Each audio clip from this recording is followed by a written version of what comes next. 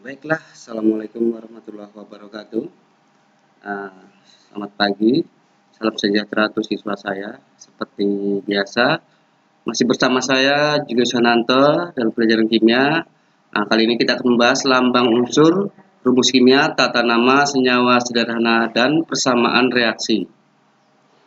Standar kompetensinya ini ya, menganalisis lambang unsur, rumus kimia, tata senyawa sederhana, dan persamaan reaksi. Itu kompetensi dasarnya. Anda harus mampu menuliskan persamaan reaksi berdasarkan peristiwa dalam kehidupan sehari-hari. Baik, materi pokok kita ini ada lambang unsur, kemudian rumus kimia, rumus molekul ya. Baik. Nah, lambang unsur kemarin di materi pertama ya, lambang unsur. Unsur adalah zat tunggal yang tidak dapat diuraikan lagi ya. Ini contoh-contoh unsur. Ada aktinium, Ac ya. Nama lambangnya itu diambil dari huruf ya, dari huruf pertama. Kalau sudah ada yang sama, maka dipakai huruf kedua dengan tanda yang kecil. Nah, ini contoh karbon C ya kan, kalsium Ca. Ini A-nya diambil supaya tidak sama ya, dari kalsium atas bahasa Latin calcium. Nah, lambangnya Ca. Kalau karbon C karena karbon. Nah, ini.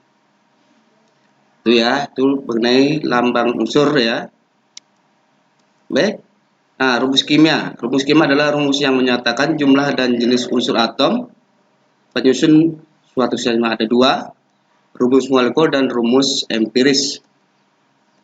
Rumus molekul yaitu rumus kimia yang menyatakan jumlah sesungguhnya atom unsur penyusun suatu senyawa. Ini contohnya ya, molekul butana C4H10 ini terdiri atas 4 atom C dan 10 atom H. Ini angka 4 dan ini 10, maka jumlah atom C-nya 4 dan atom H, atom hidrogennya ada 10.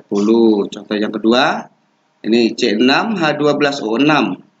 Ini molekul gula terdiri atas 6 atom C dan 12 atom H ya. Dilihat angka-angkanya ini adalah indeks. Itu menyatakan jumlah atomnya ya. Nah, itu adalah rumus molekul. Sedangkan rumus empiris, rumus kimia yang menyatakan jumlah perbandingan sederhana atom atau unsur penyusun suatu senyawa. Ini contohnya ya. C4H10 yang tadi molekul butana, rumus empirisnya C2H5. Dari mana C2H5?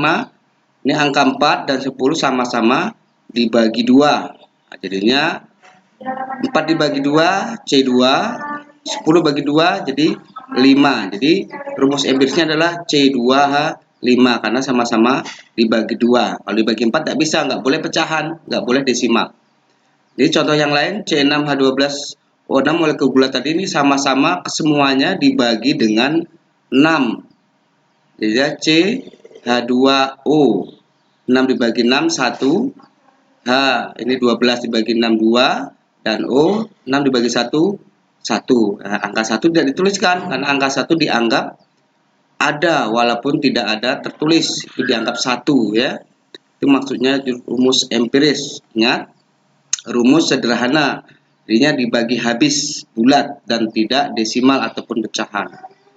Ini contoh rumus molekul dan rumus empiris Anda lihat, biar saya dekatkan sedikit. Nah, ini air H2O, ini rumus molekulnya H2O ya, rumus empirisnya juga H2O.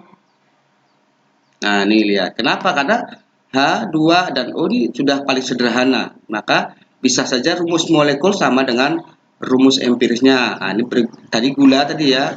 Rumus empirisnya nih CHO, N-nya sama dengan 6. Rumus empirisnya jadinya CH2O. Ini NaCl ini sama rumus empiris dengan rumus molekulnya. Begitu juga ini kan tidak bisa dibagi lagi. Sedangkan ini masih bisa. Ya, jadi CHO2.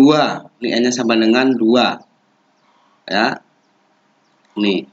Kemudian gas butana yang tadi sudah etilena CH4, C2H4 kalau rumus empirisnya jadi CH2 ya.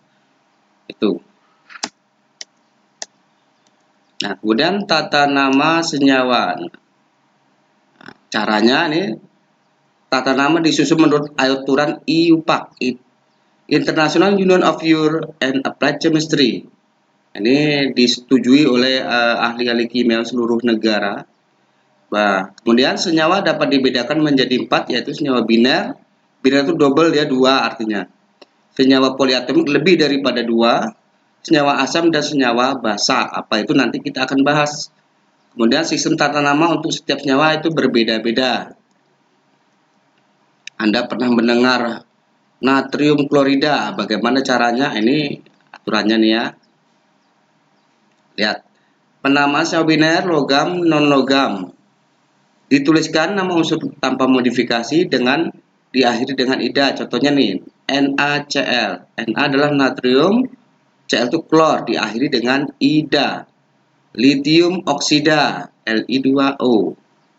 Natrium bromida, cesium iodida, barium klorida. Nah, ini barium, Cl-nya klor diakhiri dengan ida ya. Ini untuk golongan 1A dan 2A dan 7A. Penamaan senyawa biner, logam dan non-logam. Ingat ya, ini penting, logam dan non-logam. Ya, kalau yang tadi, nah yang tadi juga logam dan non-logam, karena nanti ada non-logam dengan non-logam. Ya. Nih. Kata kuncinya bilangan oksidasi lebih dari satu jenis. Nah, maka dikasih nama unsur Indonesia, kemudian dikasih bilangan oksidasi menggunakan angka Romawi, diikuti nama unsur non-logam dan menambahkan akhiran ida di contoh Cr. Karena dia memiliki bilangan oksidasi lebih daripada 2, maka namanya kromium 2 oksida. Dari mana? Ini karena bilangan oksidasinya 2. Kalau bilangan oksidasi 3, kromium 3 klorida. Begitu juga dengan Fe, besi. Kalau dia bilangan oksidasi 2, namanya besi 2 sulfida.